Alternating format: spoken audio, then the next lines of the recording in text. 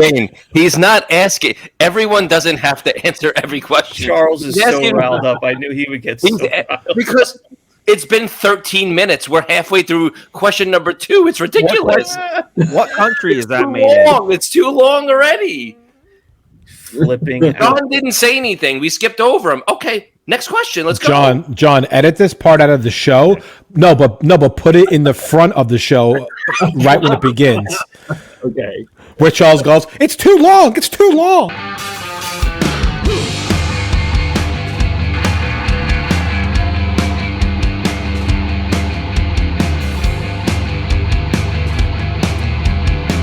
Hey everyone, welcome to another episode of 5 Idiots Talking Toys. I'm Shane, and we're here with our Sunday podcast for collectors to talk about the hobby that we love, collecting vintage toys, modern toys, other collectibles. We get into a little bit of everything, but we focus on Star Wars.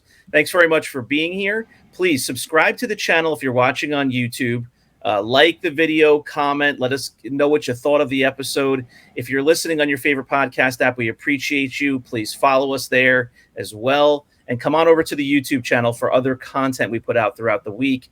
We have a fun podcast topic tonight. We are going to do fan Q&A. So we've put out some posts on our socials where you can find all of those at 5idiotstalkingtoys.com. We got some fan questions that we're going to speak to tonight. Let's bring the boys in. Charles is here, John, Brandon, and Christopher. What's up, fellas? Hey. Hi. Hey Shane, how's it going? Hello Shane, how's it going? Hello. Thanks for having us. Oh, man, my pleasure. Hello. Thanks for having us. Hi.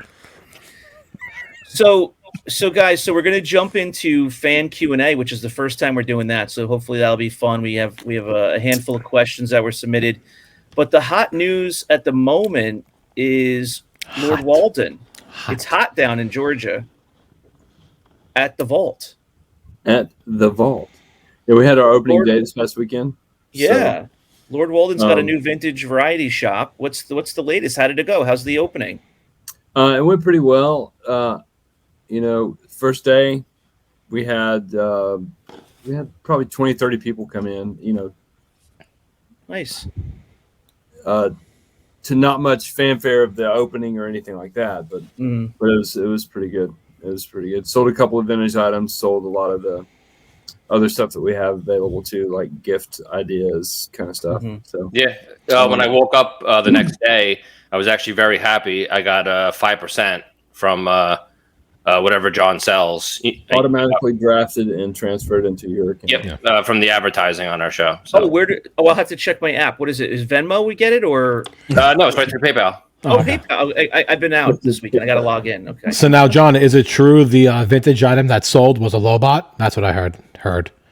No, it did not sell. I sold a droid factory. Oh. Yeah.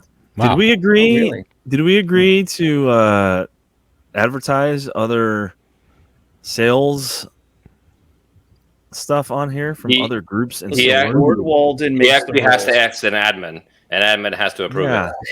I asked myself, and I gave the approval. Yeah, Lord Walden makes the decisions. I just follow the script that I'm given. I'm not sure if that was allowed here or not. He asked himself, and then he said it was okay. Listen. Oh, that's kind of funny. I've seen that Hey, before. can I advertise on 5 Idiots Talking Toys? Well, sure you can. Okay. We're happy for John. That's a big. You've been working on that for a while now to get the store set up, get it open. Yeah, we've been working on it for 3 months or better. Are you still working on it? So, no, thankfully, no. Had a nice, easy sleep this morning. Didn't have to wake up and run to the shop and put up an exit sign or hang another rack or whatever. So if it took you 3 months to get that store up and running, how long would it take Shane? 3 years? Not happening. I'm smart enough to not even make the commitment. Not happening. I know myself. He's as quick as R2D2. Right. So funny. So funny. The only droid that moves slower than C-3PO. Rolling down a hallway for 10 minutes. Oh, God. Well, we did get a quite a good amount of questions sent our way, so we picked picked a list of about 10 or so to start with.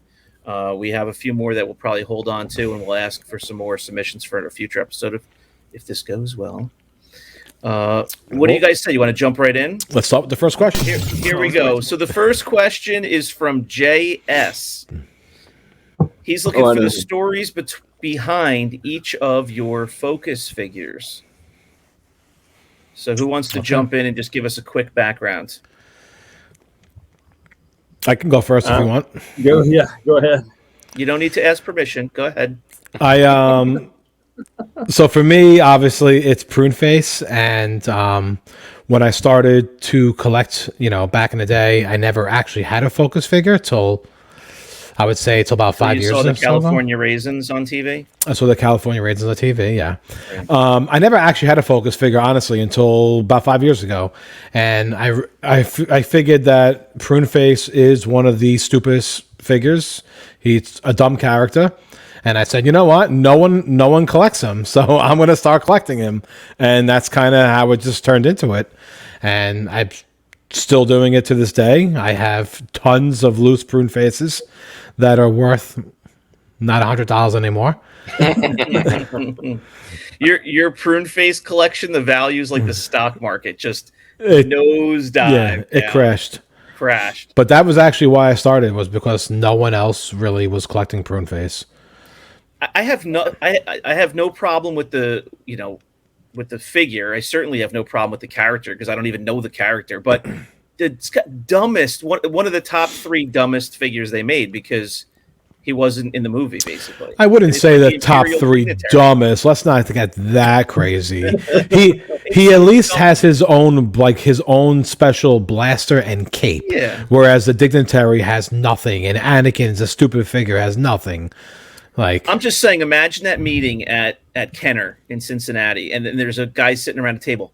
What's the next character we should make? And somebody suggests, oh, you know that guy? He's got an eye patch and he's on the screen for half a second. Omar Bunk. Yeah, he's a bad guy. Kids will think he's a bad guy. Yeah, I love that because literally everyone always says that he's a bad guy. People that don't know, they're like, he's a bounty hunter, right? And I'm like, oh God. So to keep it rolling. Who else? So to keep this rolling, I don't really have a focus figure. I love the TIE Fighter pilot. I love the red bar. Victor's your focus? I'm going to go with probably red bars. Probably my focus figure, I would guess. It is because they're expensive. Yeah, just that little red bar makes it from $15 to $1,500, which is absolutely ridiculous. He loves it.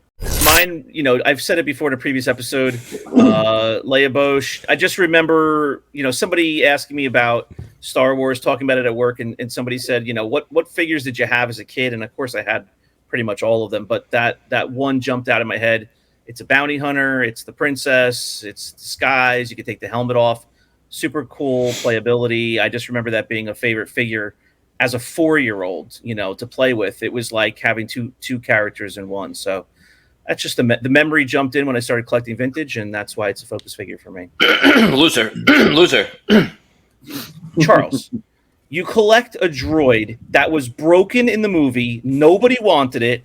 They threw it in the garbage. The Jawas were almost murdered for even trying to sell that thing. And then they accidentally printed a piece of red ink in the square, and that's your focus figure. Okay, Brandon, how about you? Shane wins. Actually, R5 made he made a reappearance in Mandalorian, but okay, I will keep us moving. People know mine already. It's Yoda. Why do I collect Yoda? Because it's the only figure that I remember for sale in the stores. When I was a kid, they were on the clearance racks. The only figure that I remember from my favorite toy store, and it's the only figure that I know of that has so many different color variations and schemes to it. So I try to get one of each color, and that's why I like it. John, you're next. B-Wing Pilot was my focus figure, and I'm not really sure why, other than I just thought that he looked cool. And also, if you wanted to get different carded figures of the B-Wing pilot, the budget for that is a lot different than if like for a Yoda or something. If you want to get each one of the carded Yodas, then it's super expensive. But the B-Wing pilot, not so much, you know. So I love it. Charles's figure is his focus figure because of how expensive it is, and John's focus figure is because of how cheap it is. yeah, I mean it's cool though. I mean, but still, even though he was inexpensive, there's still a lot of variations of this guy, right?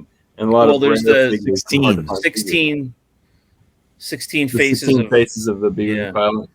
We're still waiting for that infographic that we could share. I know. So, well, been a little bit busy. Yeah, maybe if you didn't open a store, John, we'd have all 16 faces by now. Probably not. All right, let's move on to the next question. This comes to us from David S. What is your favorite? Oh, look at favorite. He must be across the pond. What's your favorite non-Kenner vintage Star Wars line to collect? For example, is it Lily Letty, Palatoy, Tri-Logo, Meccano, however you want to say it, PBP Poc, Takara, Clipper, Glassleet? Somebody jump in. Is that David Sean? I think so. No, I don't think it is. I'll start us off. It's not David Sean. Maybe it is. I don't think it is, though. Once you're done collecting the normal Kenner figures, most of us probably move into Lily Letty or something like that. So I'm in the Lily Letty PBP phase right now. I am myself into finishing my Lily Letty run and my PBP Poc run, and then I will be getting into the Glasslight.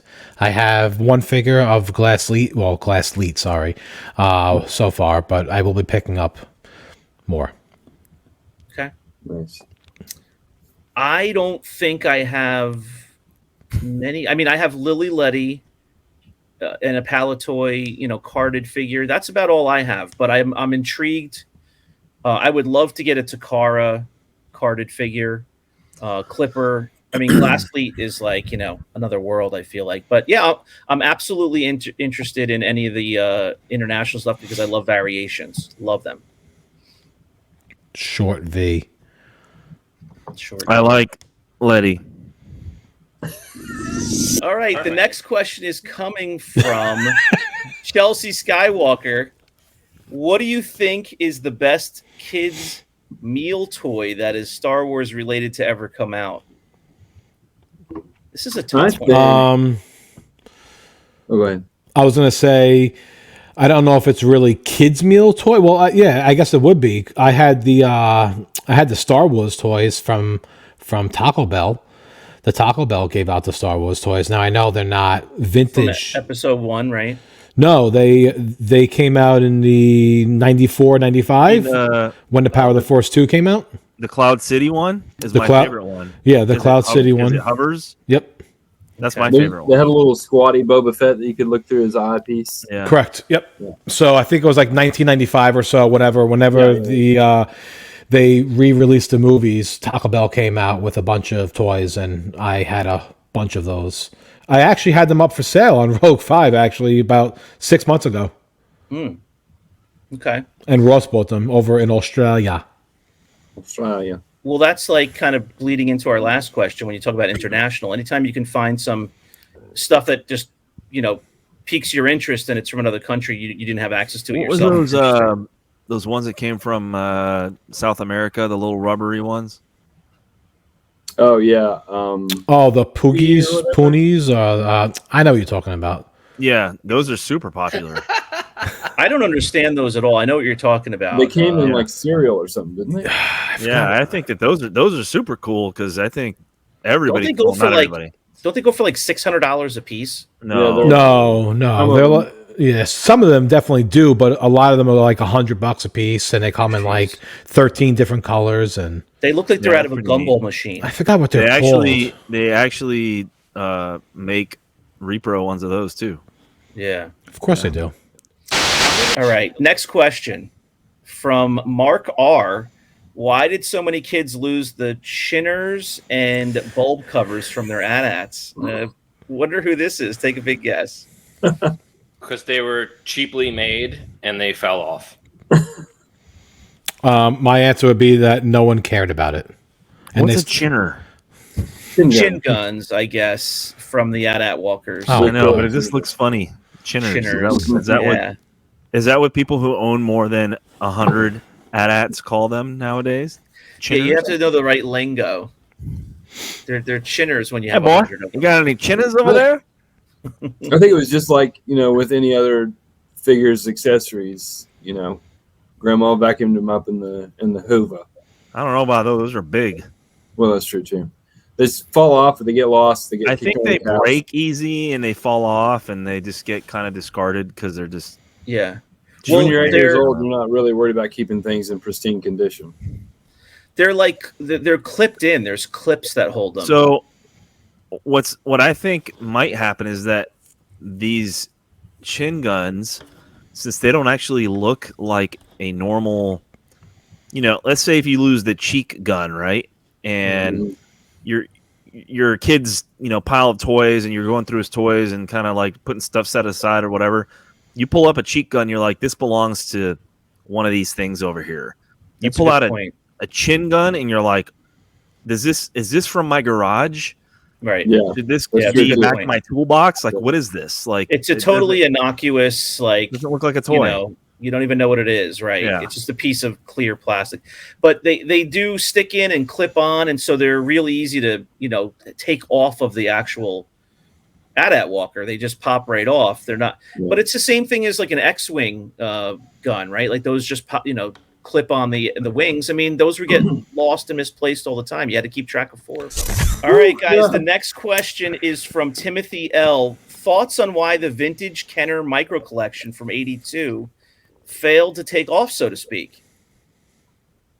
Brandon, you know about micro collection. I'm starting to think maybe it was because it was near the end of the line, end of Empire Strikes Back, I think, is when these started to come out before Return of the Jedi. And I think at that time, the Star Wars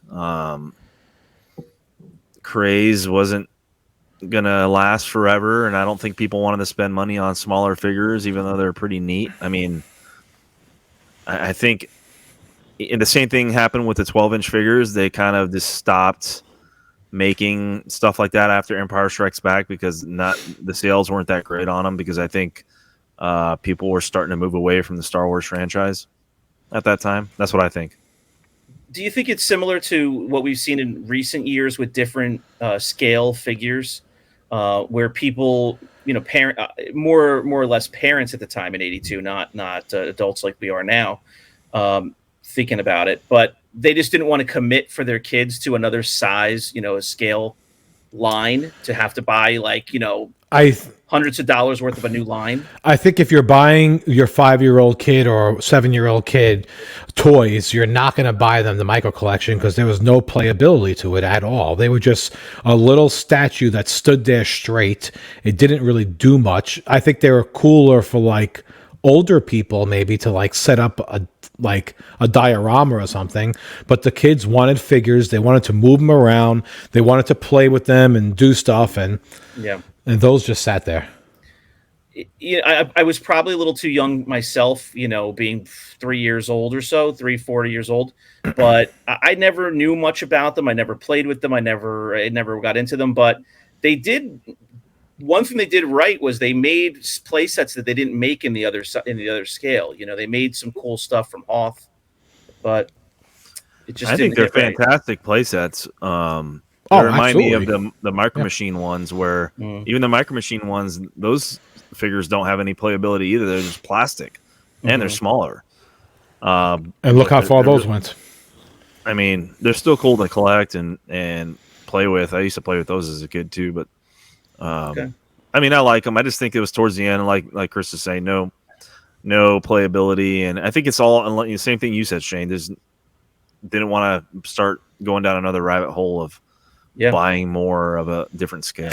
Any specific international items that you're looking to add to your collections? So anything international. I am just going to continue with my PvP poke figures. Poke. Oh, is it Poke now? It's Poke. Oh, it's Puck. No, it's Poke. No, it's And then we're gonna stick with the Lily Letty no Poppy. and Glass Leet. Just variants. Same thing for me. Lily Letty, PvP. I would like to add a model trim at some point of one of the figures, but Yoder. do they have one? I No, don't think so. I think a model trim Bosk I might try to pick. I like that figure. Yeah. Yep. I saw that one in person Looks at awesome. the convention that we met up at a couple months ago, and it was awesome in person. Awesome. Yeah. Really sharp, nice colors. I'm afraid to own them though, so I probably would never get one. If that would, now that you've made me think of it, that'd probably be my answer too. But I just wish it was like half of the price that it is. I don't want to spend pushing $2,000 on anything like that. So that's probably a pipe dream. Who's got an answer for best giveaway with food products? I do. The sendaways for the Power of the Force 2, Han, Obi-Wan, Omar Bunk, and the Cantina Band. Those are the only ones that I remember, and those were the coolest ones that I remember getting in the mail myself from a cereal box, I think. Okay. Yeah. I always feel such a divide with you guys when I hear you talk about Power of the Force 2 because it just missed me. If you're talking 94, I was like 16 years old. I didn't care about Star Wars anymore at that time. So just fun to hear you guys talk about it because it was important to you.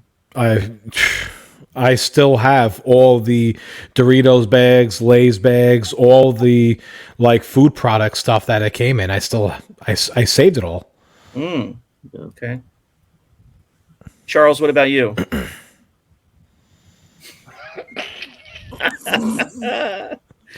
All right. Thanks for the question, Jason. We have a couple of answers there for you. John? I like the Han Solo with the quiet. Stormtrooper. Removable Stormtrooper helmet. Shh. That was good.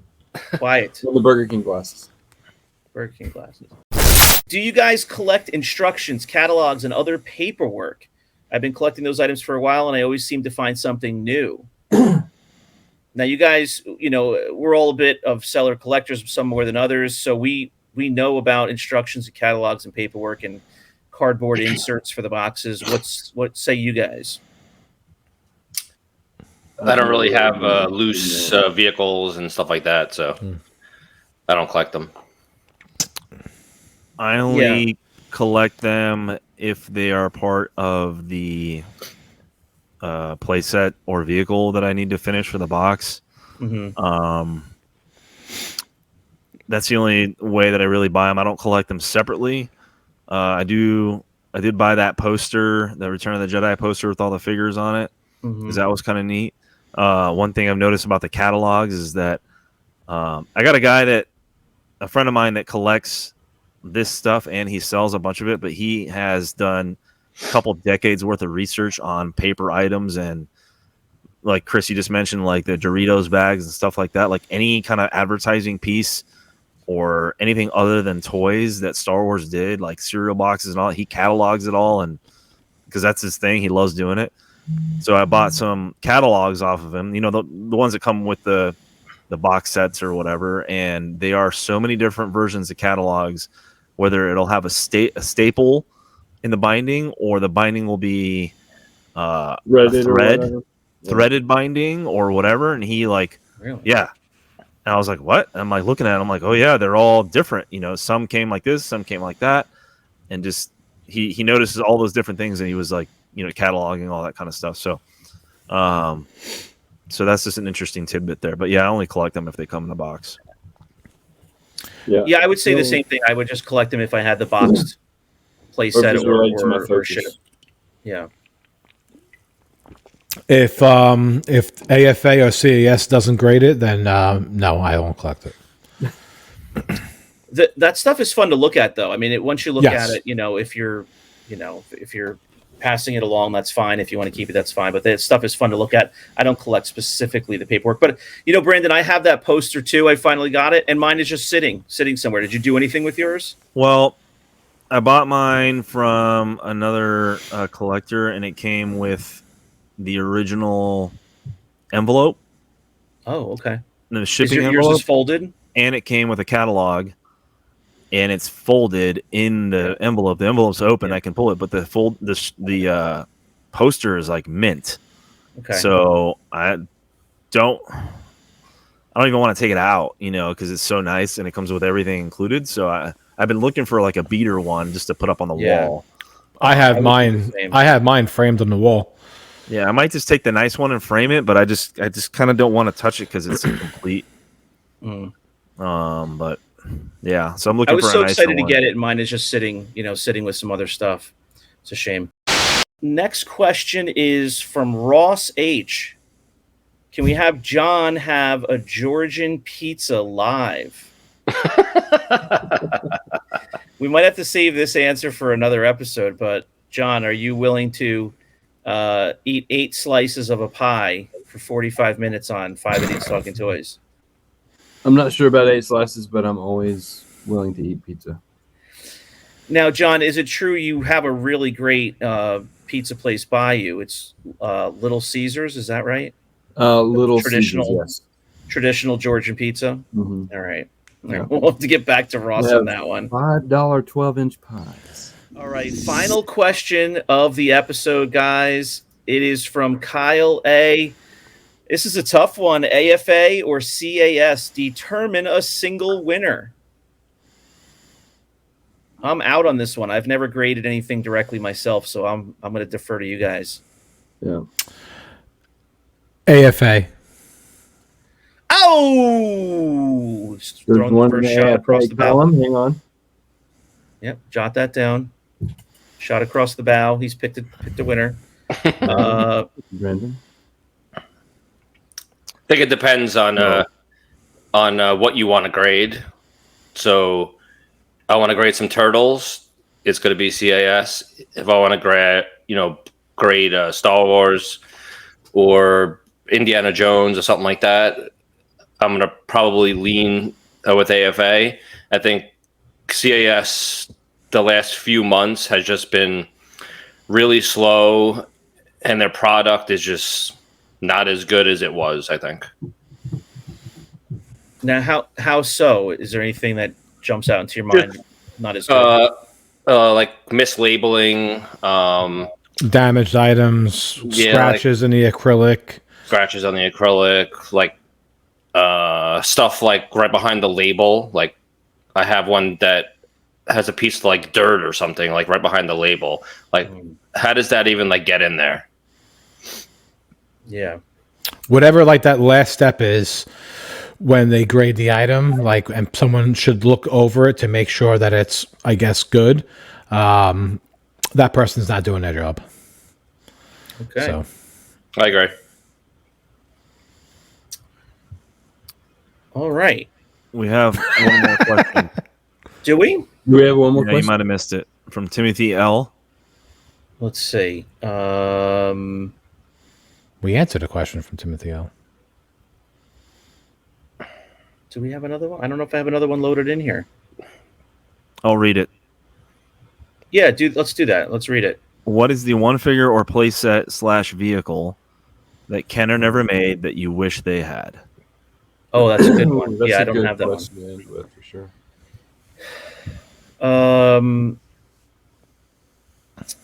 I think, man, I'm just going to answer the first thing that jumps into my mind. There's probably a better answer, but Tantive 4 would have been really cool. Leia's ship from the first movie. What is it? A blockade runner? That's what it is, right? Yeah. It's a blockade runner named Tantive 4. That it would have been cool just because the whole first, scene of the first movie plays out there. Guys, any better answers? A Bantha? Oh yeah. A Bantha would have been cool. I was just going to say that when it came to the Cantina set and the Jawa Sandcrawler and the Bespin set, I wish it wasn't like in that cardboard. I wish they actually made like an actual play set, because that stupid cardboard thing that just pops up in the back, like, yeah, it's cool, but I think they could have done better with that. Yeah.